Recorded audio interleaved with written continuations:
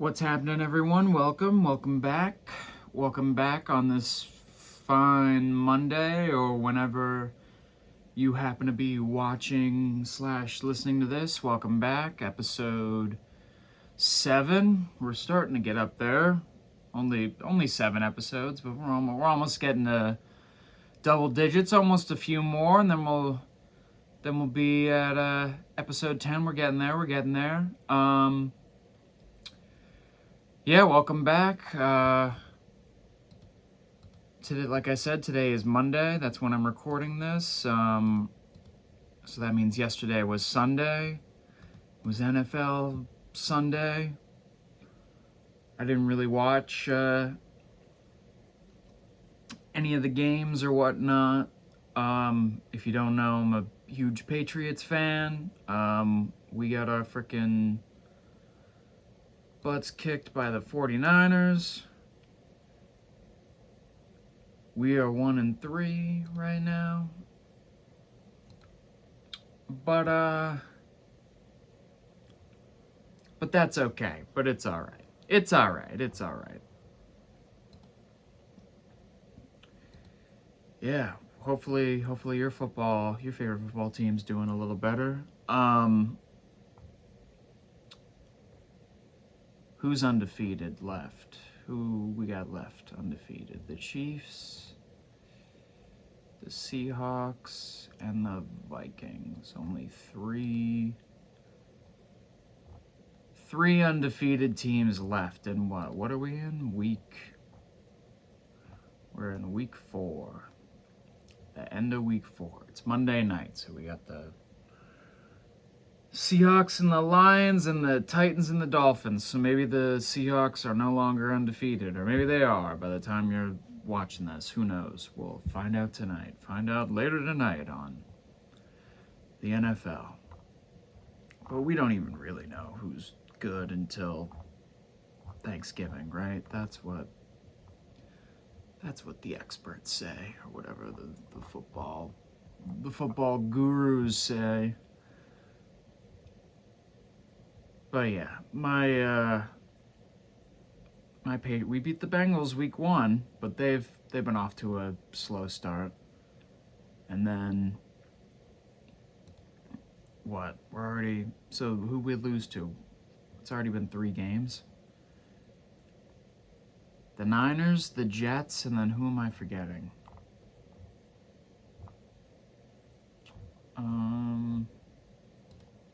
You can tell how much I've been paying attention this season.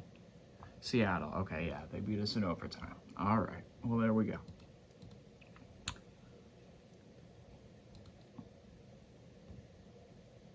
We'll see what ends up happening with the... It's still early, like I was saying. There's still time left. Who knows what can happen, but my expectations for the Patriots are low, to be totally honest. I hate to say I'm not the biggest believer, but who knows? We'll see. I like that they're sitting Drake May. That seems to be the plan. We'll see if he ends up playing a little bit this year. I like, though, that they're sitting him. I think that's what they did with Mahomes. He sat for a season, and Brady played like a few snaps his rookie year, if I'm not mistaken, but he didn't start until obviously Drew Bledsoe was infamously knocked out by Mo Lewis, and then Tom Brady took over, and then it was kind of the rest is history.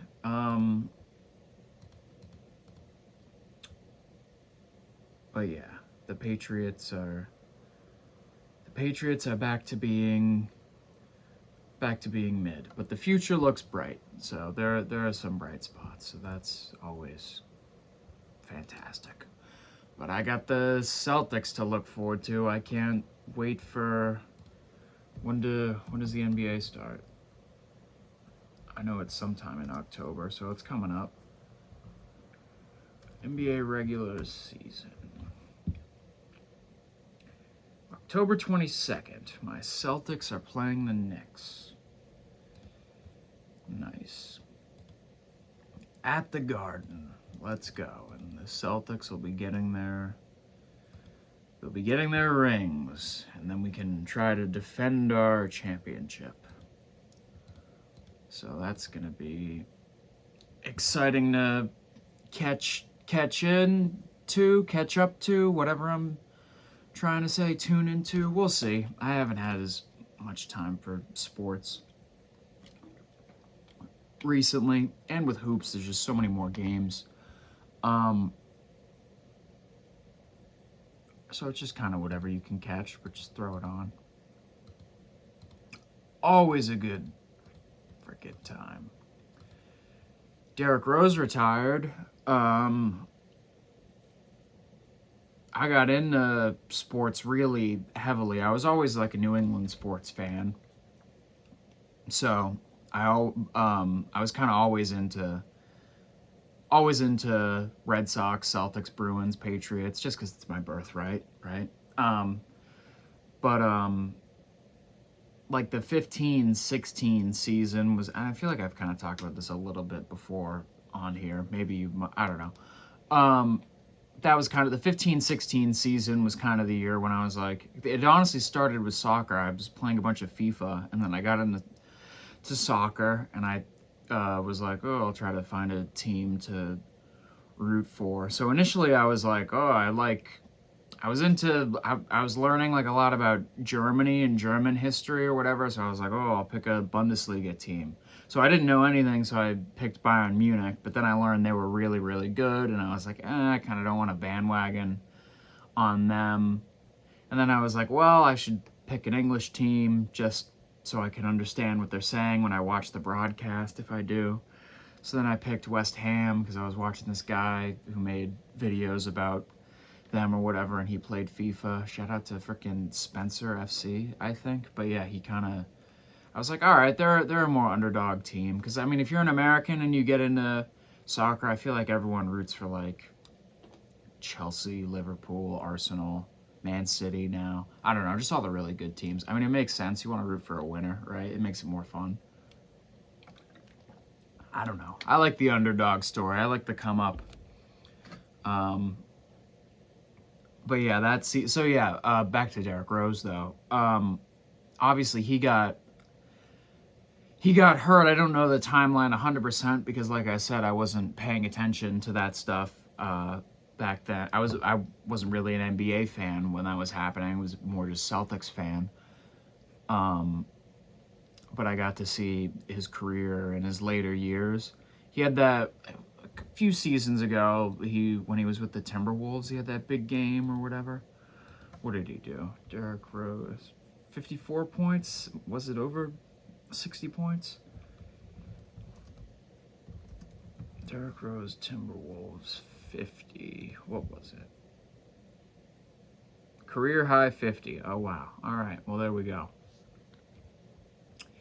On Halloween in 2018. Wow. 6 years ago. My goodness. That's crazy. So, yeah. He obviously still had some gas left in the tank. And the big story was like, oh, he could have been the next, whoever. But, the injuries. So that obviously, sucks. But, how many seasons did he play? He's 35. Playing. Got drafted in 2008.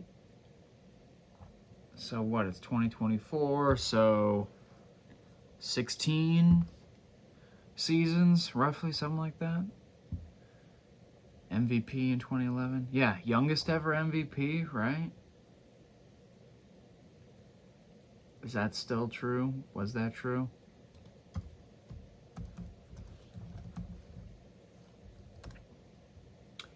Yep, Derrick Rose at 22. Wow.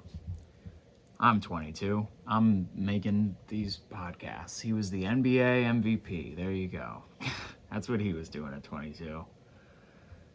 That's pretty incredible. Yeah, so shout out to D-Rose. Watching incredible highlights. Just a great career. A lot of fun to watch. Did I ever see him play in person? I don't think so. If I did, I don't remember. I don't think I did. It would have been at a Celtics game. Yeah, I don't think I got to see him play, but an incredible player nonetheless still. And like people were kind of saying online, like the end of an era of basketball, like the 2000s or late 2000s, I guess, and 2010s.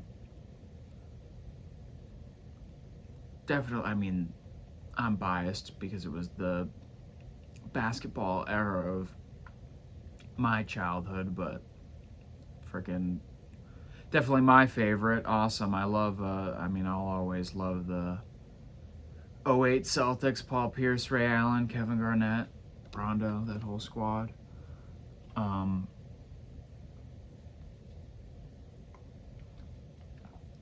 Yeah, there was a lot of great hoops in the 2000s. Obviously, Kobe, Shaq and Kobe, even though they're Lakers. Vince Carter, T-Mac, Yao Ming. Yeah, a lot of great players.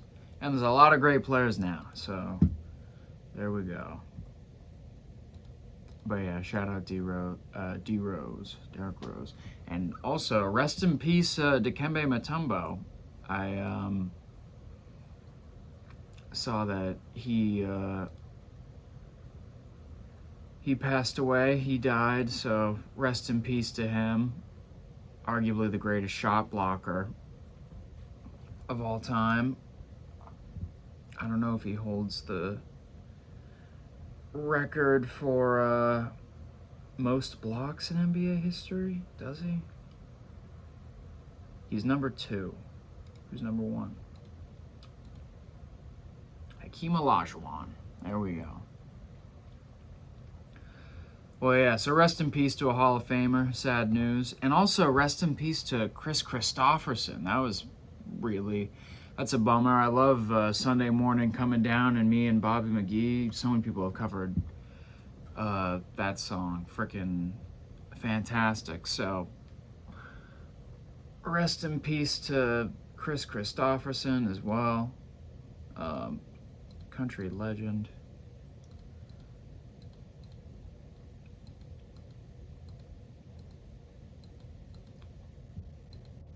But yeah, so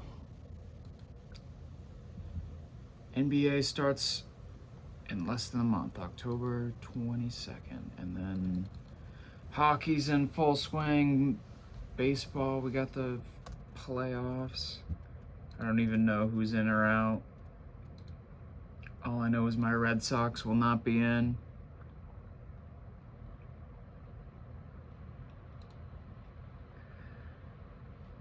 When's the wild card? October 1st, so tomorrow. Okay. Well, there we go. We'll see who wins.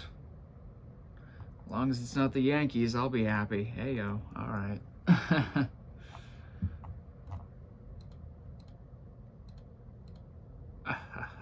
Okay. Well, yeah, there we go. Sports.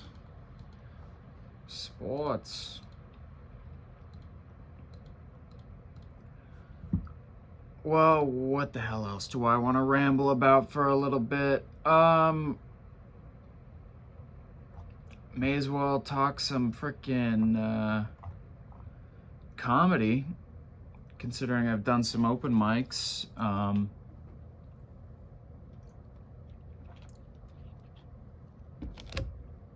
Shout out to all of the open mic comics that I've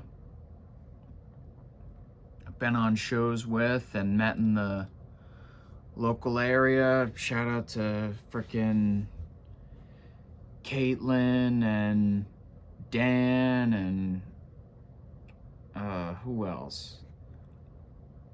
Derek, Casey, Danny, Yeah, shout out to the Laugh Attic. Shout out to the Laugh Attic, the Bomb Shelter, the Off Cabot. Check out my performances if you haven't already, my amazing stand-up, and see me live, see Nick Moore live. Shameless self-promotion. May as well just do some self-promo right now before I start rambling about comedy. Why not?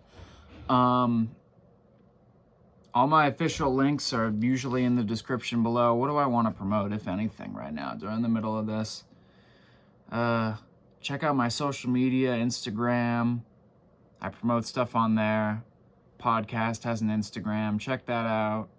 There's a Patreon below. I'm pretty sure you can join it for free. Just be a member. Obviously, if you want to support the show, greatly appreciated. But the biggest way you can support, hit that subscribe button. Tell other people about the podcast. Trying to grow the channel. That's really it. Just watch this content. Appreciate you very much. So thanks. And with that, back to me ranting. No more shameless promotion. I'll rant about comedy. Yeah, I have somewhere in my notes or whatever the hell, I have a list of like my top comics. In no particular order off the top of my head, just some of my all-time favorites. Richard Pryor, George Carlin, Bill Burr, Louis C.K., Bill Hicks, Lenny Bruce, Stephen Wright,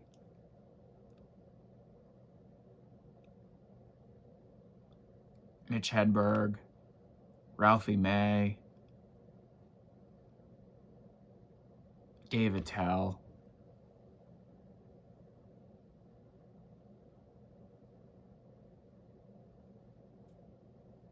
Those are some good comics. Trying to think of some more. If any more pop into my... Chris Rock, Jerry Seinfeld. There we go. Dave Chappelle. If I forget Dave. There's always some big names I'm forgetting. Robin Williams. Excuse me. A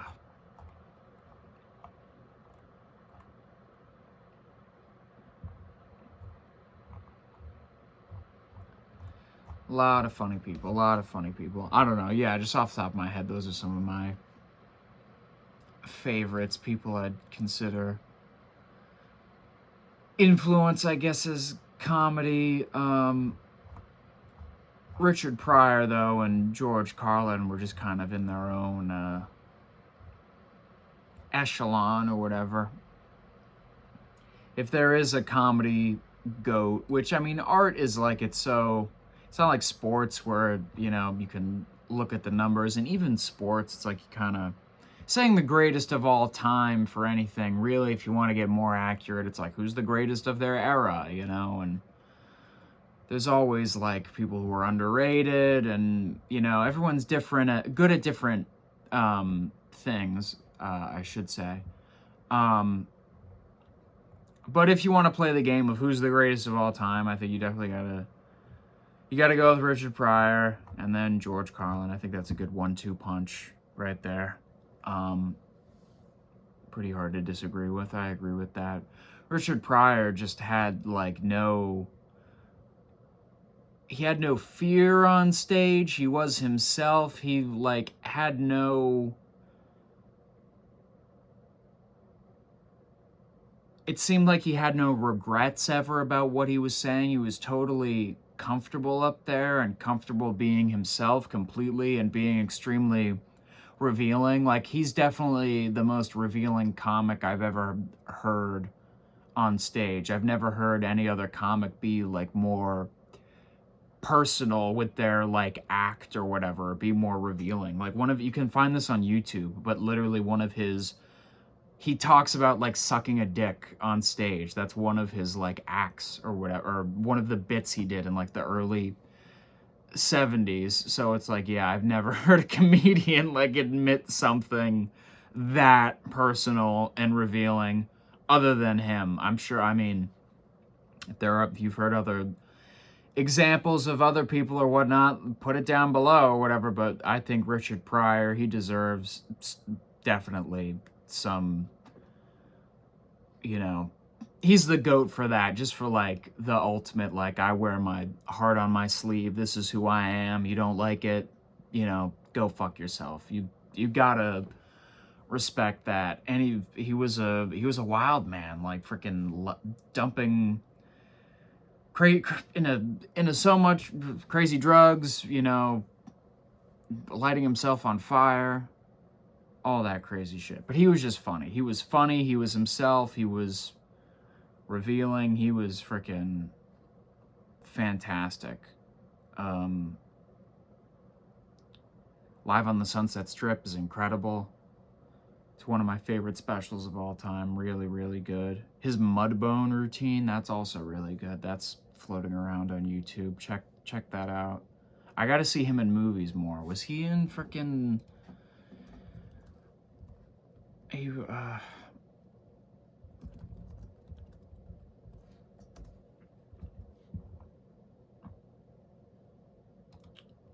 what the hell movie am I thinking of that he was in?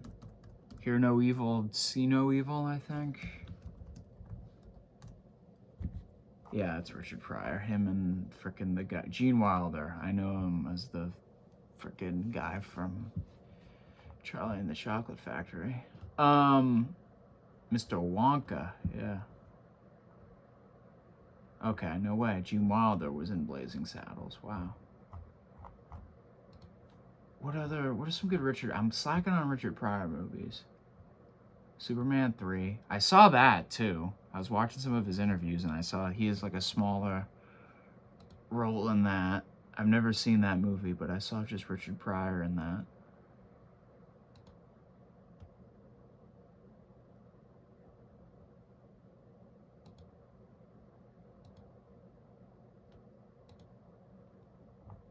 I guess I gotta watch Greased Lightning. Okay. Alright. JoJo Dancer. Give me the good Richard Pryor movies. Where are they?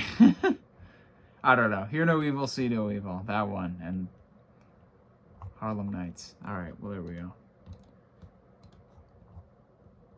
Well, Richard Pryor... yeah. Like I said, the whole greatest of all time thing, very debatable, nuanced, subjective, especially in art, but Richard Pryor, very obvious choice for number one. And then George Carlin. I love George so much. Definitely. He,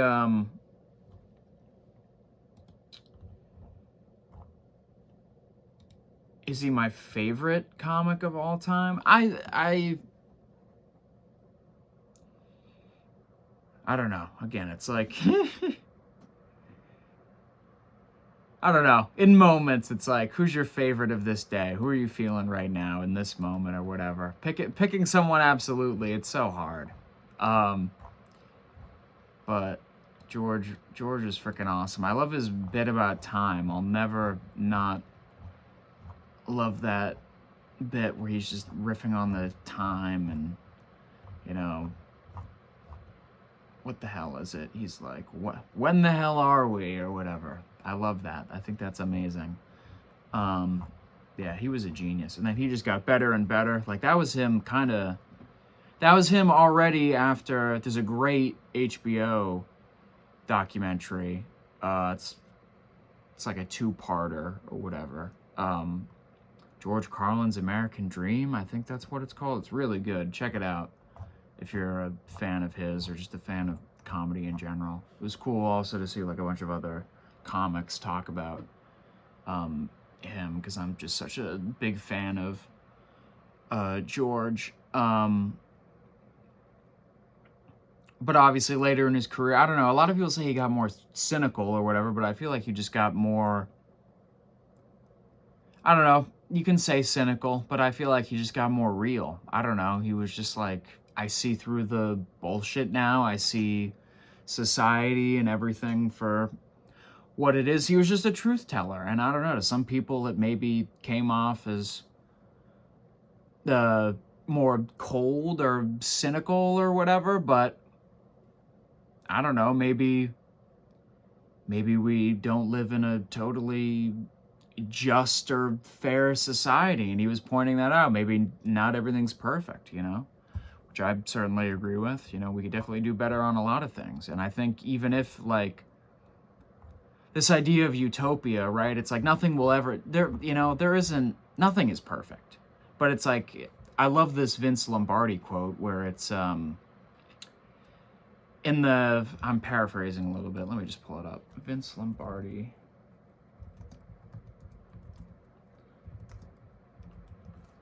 Here we go. Perfection is not attainable, but if we chase perfection, we can catch excellence. I just like that attitude or whatever. So knowing it's like perfection is impossible, but in that pursuit of knowing, trying to achieve something you'll never achieve, you can achieve excellence or a level of, acceptability, I guess, or whatever,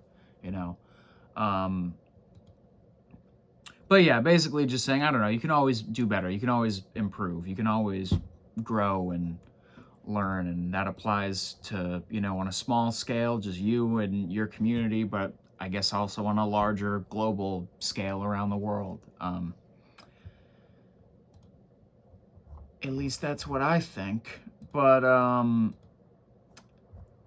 yeah, shout out to George. Definitely one of the greatest comedians of all time. And I mean, also, the amount of specials speak for themselves. He was just prolific, constantly producing. And I think he died on the road too. He was doing a residency in Las Vegas. When was his last show? George Carlin last show.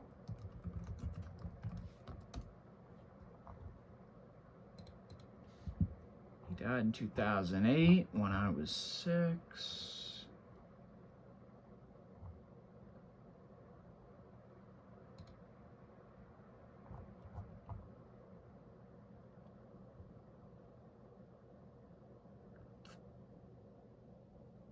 I'm pretty sure it was at the Orleans Casino. I can't find the...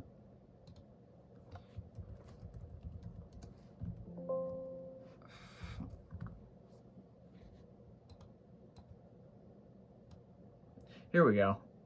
His death occurred 1 week after his final performance at the Orleans Hotel and Casino. He died on June 22nd, 2008, so... His final performance was on the 15th, if I can do numbers correctly. Rest in peace, George. It's funny, I remember watching, when I was a kid, really little, I watched Thomas the Tank Engine, and he was Mr. Conductor, so that was my first exposure to him, most likely. And then he was in the Pixar movie Cars, which also came out when I was a kid. So I remember that was like my two. Getting into him, like, as I was older, like, on, like, his stand-up and his more political stuff, I was like, this guy seems kind of familiar. And then going through his stuff, being like, oh, I have seen him before. Like, that's why he's familiar. I have seen him in other things. So, I don't know, it's just funny how stuff like that happens. But yeah, shout out to George.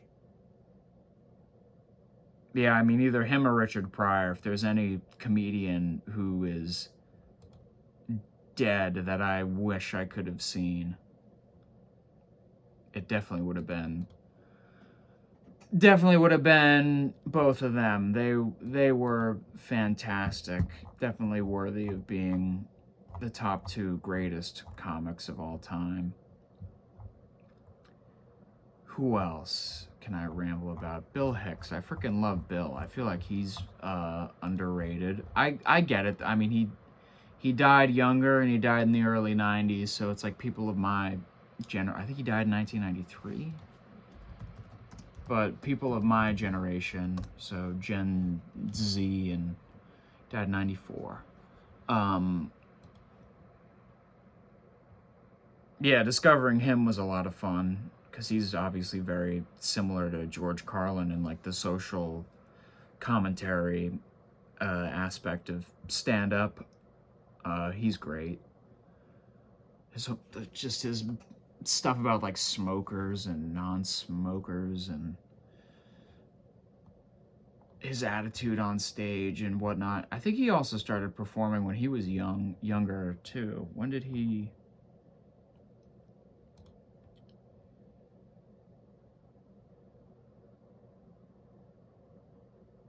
How old was Bill Hicks when he first got on stage?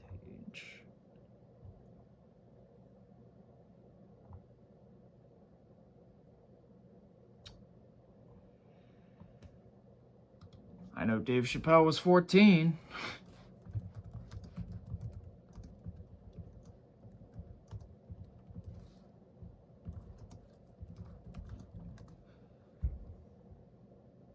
Bill Hicks was 16. Yeah, I thought he was younger. Very impressive. Takes freaking.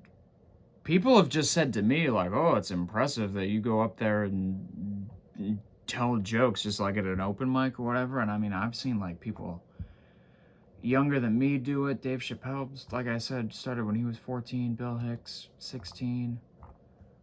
Louis was like 18.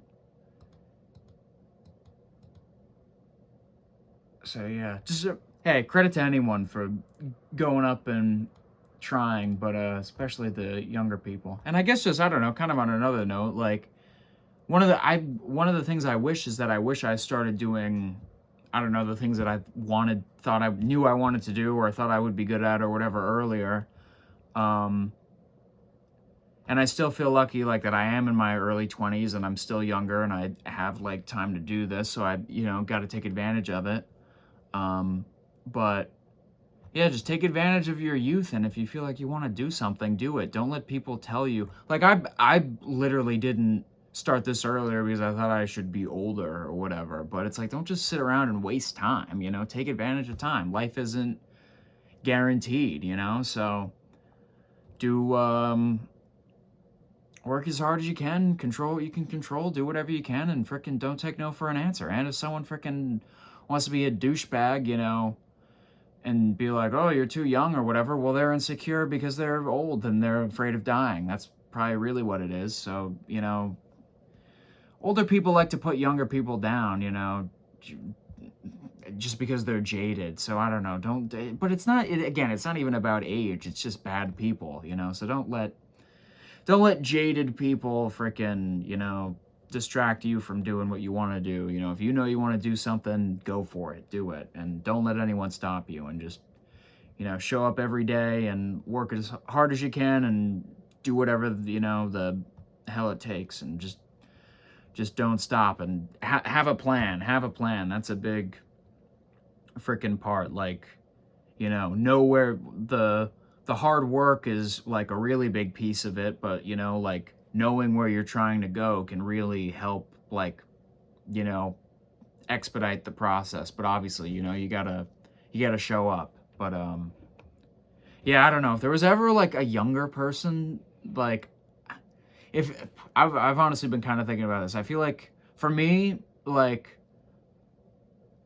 for me personally, I feel like the youngest age that I would have been comfortable going up on stage and could have was 13. I feel like the second you're like a preteen, teenager, that's when it's like, all right. Because I do feel like there is something to like enjoy your childhood a little bit. But if you like, I don't know, in your mind, if you know you're ready or you feel like you're ready, go for it. Only you know. And then if you go out and do it and you do terribly, then that's the way you really find out. But yeah, I guess I was just thinking about myself. I was like, hypothetically, like the very, very earliest I could have probably started doing all of this was like 13, and if I had someone come up to me and they asked me, like, what age do I think is the earliest you should start, I'd probably recommend then. But like I just said, I would recommend it. If you want to do it before and you feel like you'd be good at it, why not try it? It's like child prodigies are a real thing. There are people who are very skilled at things, at an early age. So yeah, I don't know. Why would you ever listen to I don't know. Why would you ever listen to some dumb older person telling you you can't do it? Well, maybe they can't, but they're not you. So yeah, try it, then but the earlier the better. It's like if take like exponential growth, compound interest, all of those things, it's all about the consistency, and the sooner you start. So I mean, the earlier you start, the better. And again, like I've been kind of getting into chess a little bit, learning about the game, and I like it for a lot of reasons. Like, it can be a metaphor for life and whatnot. But one of the big things about chess is like how you finish a game of chess is very much impacted on how you start. And again, being a metaphor for life, you can apply that to a lot of different things. So again, it's like the earlier, if you're trying to do something, creative or whatever that takes a long time, you got to start early. And it's also, like if you want to, like today, if for like young kids that like want to like get into athletics or whatever, like the story, I kind of heard someone make this point online. I feel like it's true. I mean, there are probably some exceptions to this, but I feel like the story of like the kid who like comes from poverty and like takes it, like their family, or themselves, like from poverty to success or wealth or whatever, financial freedom, however you want to classify it, from like just sports, is becoming like harder and harder, more and more realistic because of that. Like you need to start early. It takes a lot of, time, money, energy, and effort. Like your family or parents has to take you to practice before you can freaking, drive yourself. You need like proper diet and whatnot, and investment in that to, make sure your body is in like the proper condition or whatever. Some people, I guess, are just like, I don't know, they are just naturally gifted or whatever. But I don't know, it does seem like more and more it's like it's more people who can afford to do all of that who are like becoming, professional athletes and whatnot, and like people are making it that way, as opposed to like someone who's like coming up from nothing. Like now, especially with all these like AAU circuits and whatever, people are starting younger and younger. So yeah, I don't know, it's kind of like in sports, it's it's like start when you're freaking like, I don't know, sometimes you start when you're 4 or whatever. And obviously it's like you can't, I don't know, art is different. It's like you can't be like you can't do stand up when you're 5 or whatever the hell. But I don't know, I don't know, some people are just, everyone has a different skill set. And if you think your skill set is something, there's only one way to find out. And when you feel like you have that idea, freaking go for it. Basically, just don't let anyone tell you can't do something because, they decide that you can't or whatever, or they think you can't. It's just silly. And it's just, it's like, sometimes it comes from people you respect or people you feel like they do know what's best for you. But I don't know, you gotta, listen to what they say if you really respect them and care about their opinion. But if you feel like you know what's best for you and you have a logical plan and you know what you're doing, do it. And then again, the way you'll really find out is by actually doing it. So yeah, just follow your dreams, kids. There we go. I feel like that's what George Carlin would say. That would be his advice or something. He actually did give a really good, if there's any, like, I don't know, any fellow open micers listening to this, any other young comics or whatever, this guy Larry Wilde did a really good interview with George Carlin. It's on like streaming services or whatever. It's just Carlin on Comedy. You can check it out. He talks about his writing process and all that. George Carlin actually gave the best writing advice I've ever heard in my life, which very simply was write everything down. Write everything down. Write everything down. That's what he said. He was like, even if it's not like a full form joke or whatever, you think it's a bit or whatever, just write it down and then you can come back to it later, work on it. Write everything down and organize and classify your work so you know where everything is and whatnot, and you keep it organized. That was his two major pieces of advice. I think if you just like type into YouTube George Carlin writing process or George Carlin writing, he talks, that's on YouTube, and there's other stuff, again, like the other interview I just mentioned with Larry Wilde, the guy. He also talks about like how he writes and his writing process and all that. But yeah, I think I do exactly that. My writing process is that I write everything down because it's what George Carlin said to do. I got my marching orders, but it just made sense to me. Just like, I don't know, with how my brain works, it's like, oh, I'll be thinking and then have an idea and be like, ooh, maybe that's a bit, or that can be a writing project or whatever. Sometimes it's like you don't even know, is this a joke for comedy on stage? Is this for some other different writing idea? Is this gonna tie back into this? Who knows, you know? So it's like you just write it down, work on it, and then sometimes it's like you have a piece, you're working on two separate ideas, and then you're like, oh, maybe I could join these together and make them into one big, you know, one singular joke, or, you know, keep them separately, but then you're writing your set or whatever. You're starting to build your set. You're writing your material. So, yeah, he write everything down and organize it. Great advice. And me personally, I just like write in my notes on my phone, and I'll just type on the computer. Some people really do swear by pen or pencil on paper or whatever. My only thing about that is it's just like, if I'm on the go, it's just harder to keep all that. For me, it's harder to keep track of all that. So I just like having like a document or whatever where it's like, I know this is where all of my stuff is. I can put it down. I do feel like there is something to, like, if you write it out, it makes it a little easier to memorize.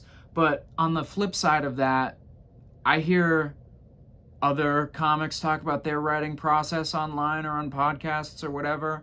And obviously I could be wrong on this, but I think, obviously I don't have these people in front of me is what I'm trying to say, but I think if my memory has not turned to shit yet,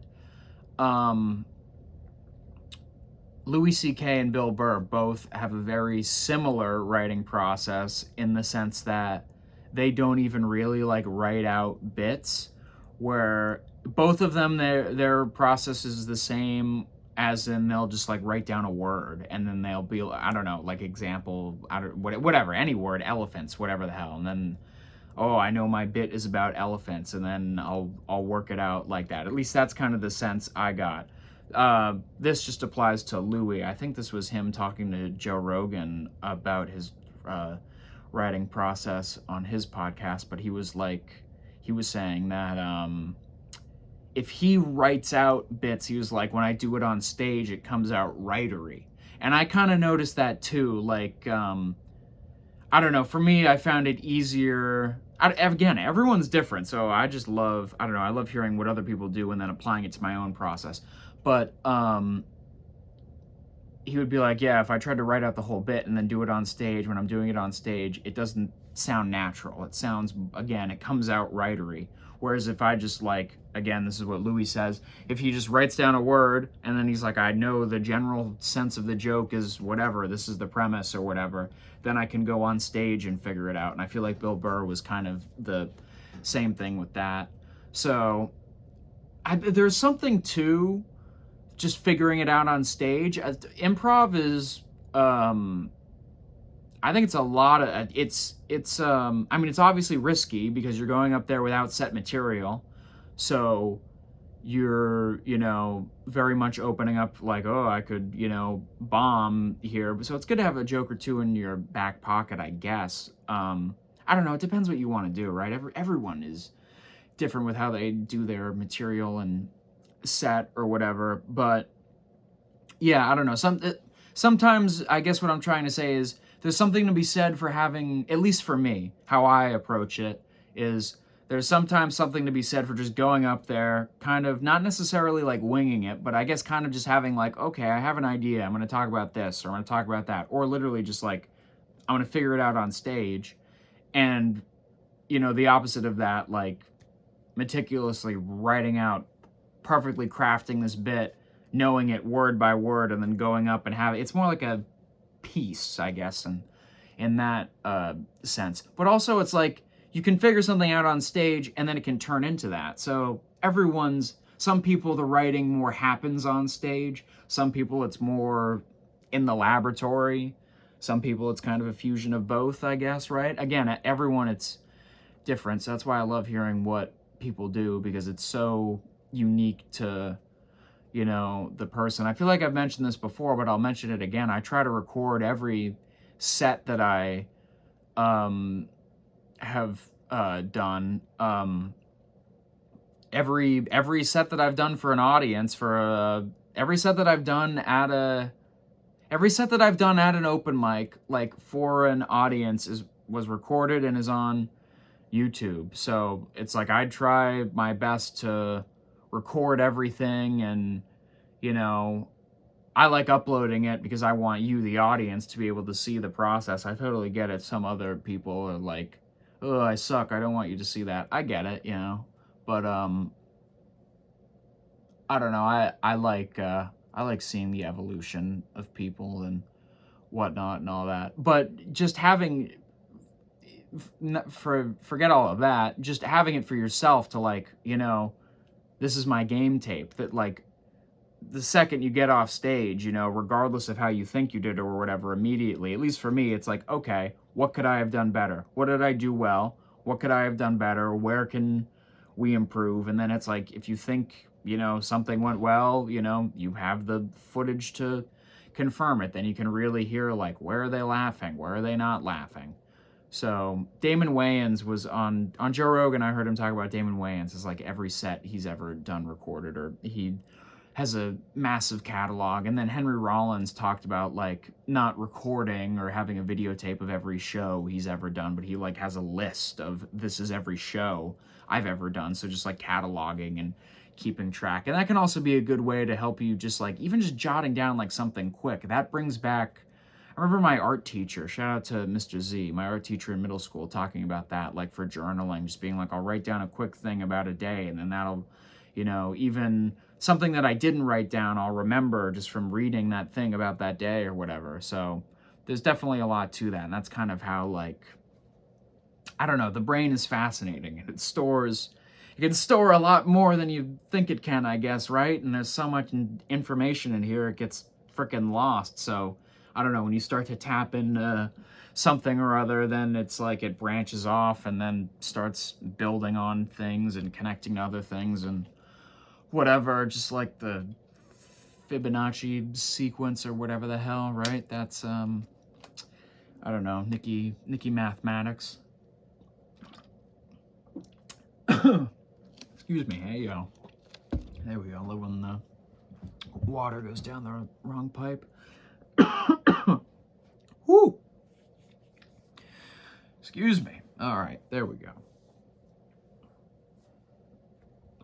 So yeah, the writing process of comedians and comedy.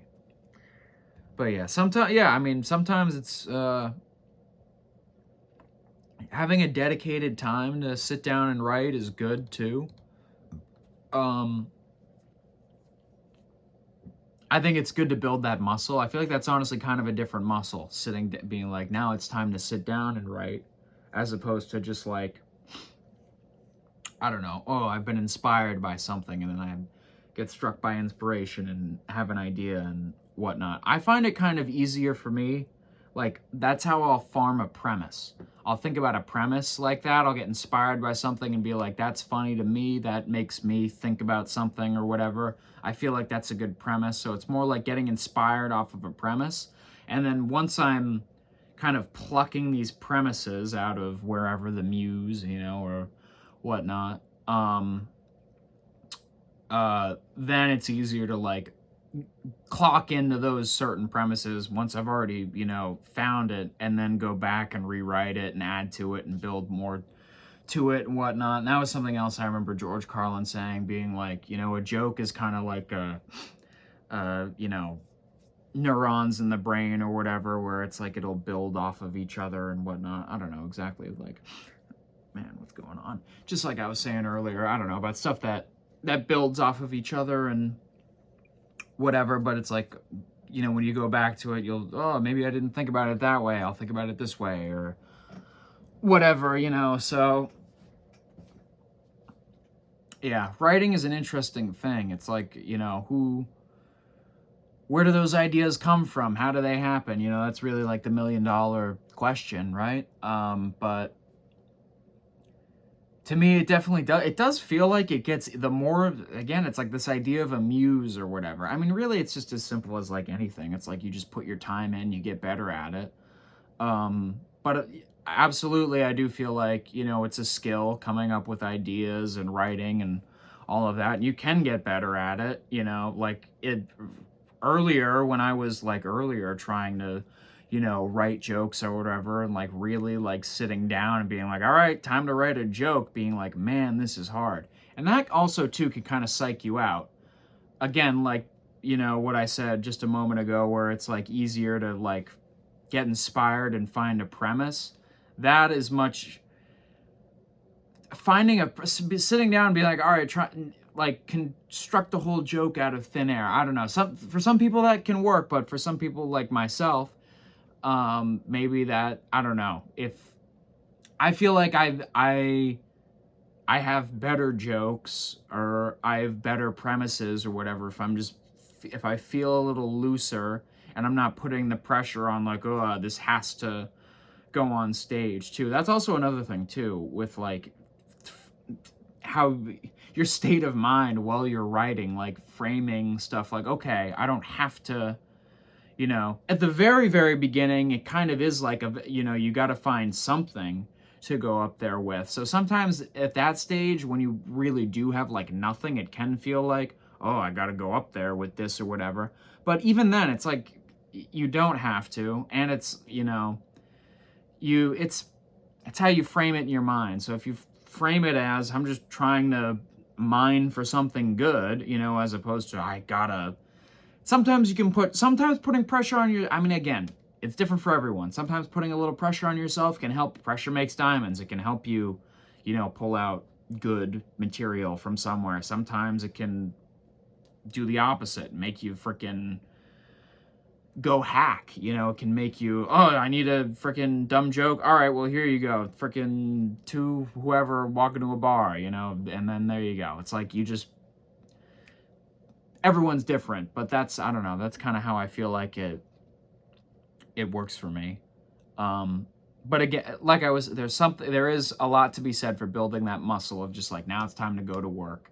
And Joe Rogan always hypes up this book, The War of Art, and Stephen Pressfield. And I've never read it, but I've heard him talk about it a bunch. And he kind of like that, I don't know, this idea of resistance. It's like you're fighting the resistance. You got to fight the resistance and clock in to do your work or whatever. So there's definitely a lot I mean, that's just like discipline, right? There's a lot to be said for being disciplined and, showing up every day and working hard. And again, it's like that, you combine that with other elements, and then it all kind of culminates together, and that's how you can grow as an artist or as a writer, or whatever you're trying to do. That was another one of the big things about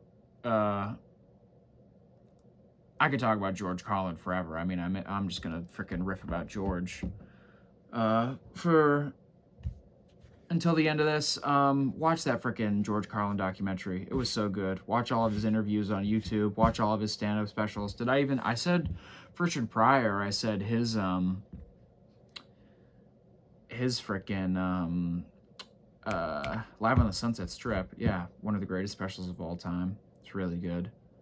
It's also kind of, I mean, another thing, like I said as well, for the greatest of all time thing too, it's like you got to keep in mind, like, the year when that thing, the year when that art hits the streets or whatever, hits the collective consciousness of people, what that meant for society, what society was back then. Like, what was society back in, what was mainstream society, rather, is a better way to phrase it, back in, 1976 or 77.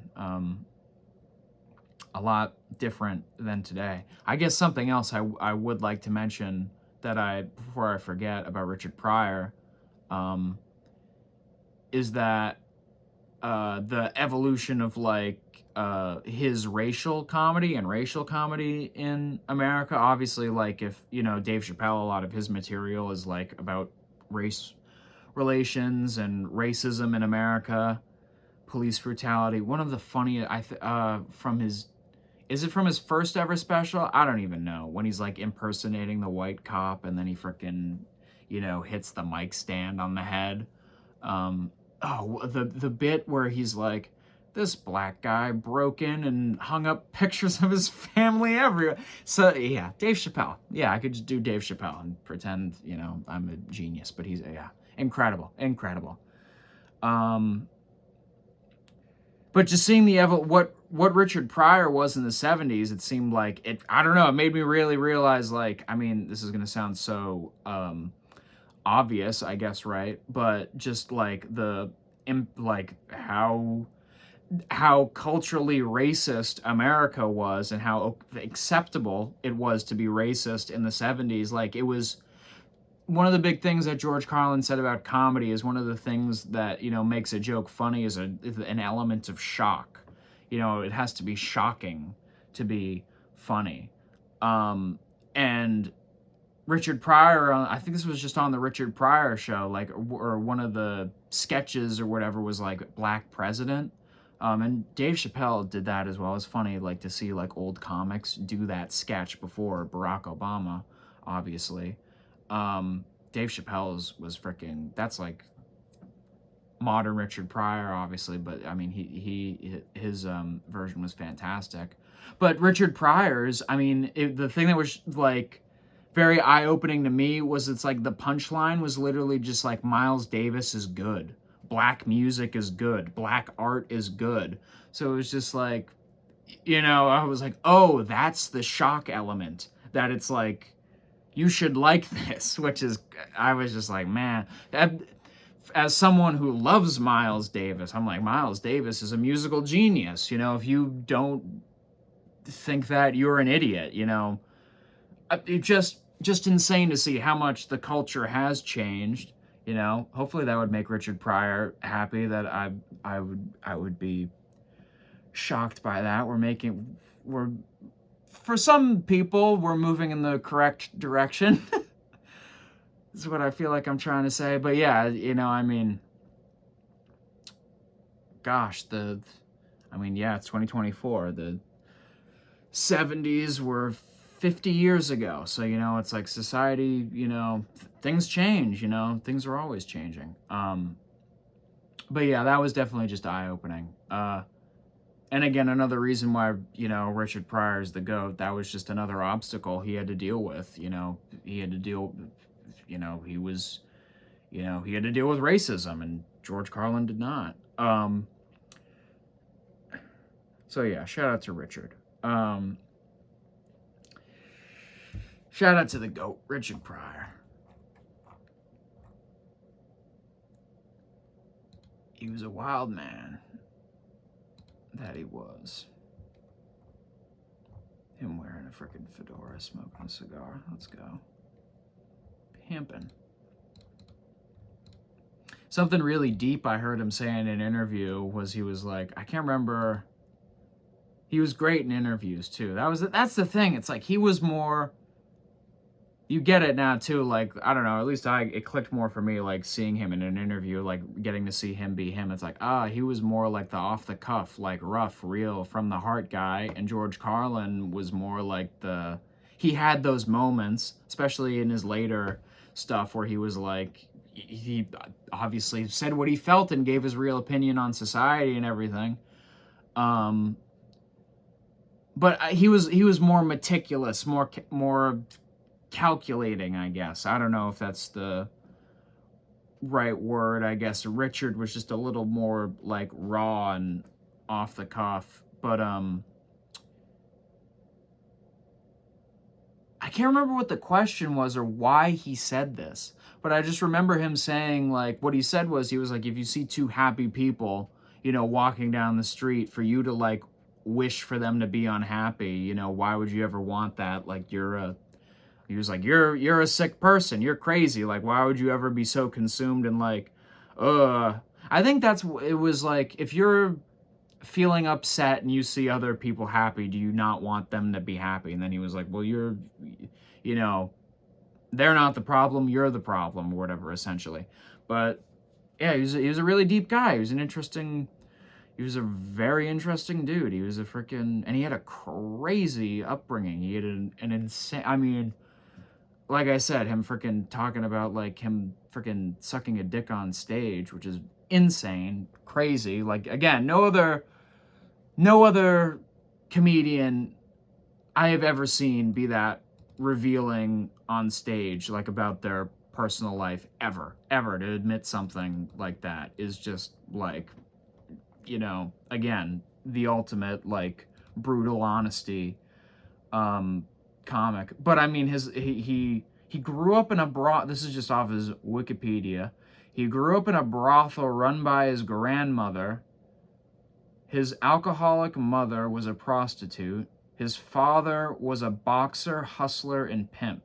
His mother abandoned him when he was 10, and he was raised by his grandmother, who would beat him. And then he was sexually abused at age 7, and then expelled from school at age 4. I mean, so expelled from school at age 14. So he had a crazy upbringing. Wow, and I guess he's related to Ludacris. That's funny. That's ludicrous. I just got put in dad joke prison for that one. Okay. Yeah, he had a crazy upbringing. So, I mean, I don't know, Nick Moore, master of psychology, I go like, okay, I see how, like, later in life, like, he was, what the hell does the Rolling Stones say? What do they say on their greatest comics of all time list? Shout out to, who wrote this? Matthew Love. He survived a disturbing childhood whose scary and colorful personality shaped the basis of his early act. There you go. It's like the GOAT. Yeah, he had a crazy upbringing. Monkey dick in your ear. Heart attack, self-immolation, freebasing binge. His personal life was a mess. On stage, he was fluid, versatile, hypnotic. Shout out to the author of this again. Because I couldn't agree more with that.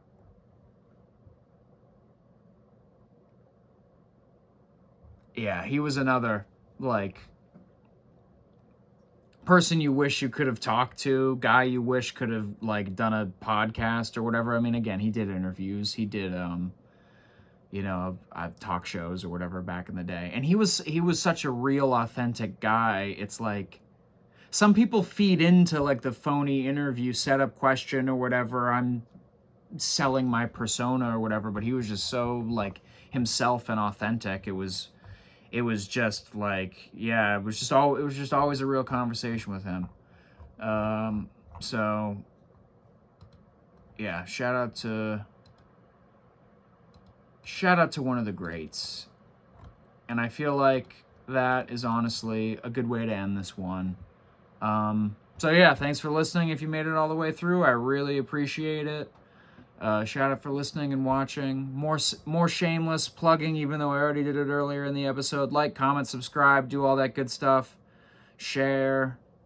Check out my official links below. Follow me on social media, all that stuff. If you're in the New England area and you want to see me tell my jokes live, do this craziness live or whatever. Just stay in the loop about all of this. Yeah, all right. Check me out down there. This is the Nick Moore Show. Peace. See you in the next one. Have a good one. Peace.